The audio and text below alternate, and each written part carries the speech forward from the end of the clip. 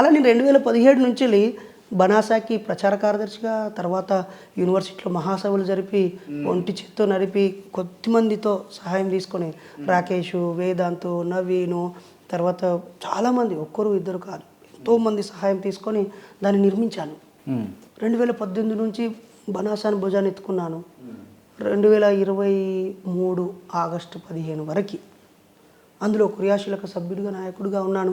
ఆ బహిష్కరణ స్టేట్మెంట్ వచ్చాక పిటిషన్ ఇచ్చాను కేంద్ర కమిటీకి. బహిరంగంగా నాకు క్షమాపణలు చెప్పారు. దాన్ని వెనక్కి తీసుకున్నారు, తిరిగి కేంద్ర కమిటీలోకి తీసుకున్నారు.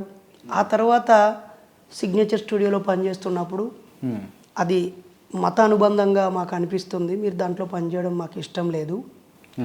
అలాగే మీరు ఫిరోజ్ ఖాన్ని ఇంటర్వ్యూ చేస్తున్నప్పుడు ఆయన జై శ్రీరామ్ అన్నప్పుడు మీరు జై శ్రీరామ్ అని పలకరించారు. తర్వాత మేము ఇంటర్వ్యూలు ఇవ్వద్దు కేసులోంచి బయటకు వచ్చాక అని మేము చెప్తే నువ్వు మా మాట జవదాటి అన్ని ఛానళ్ళకి ఇంటర్వ్యూ ఇచ్చావు కాబట్టి మీపై చర్య తీసుకుంటున్నాము అన్నారు.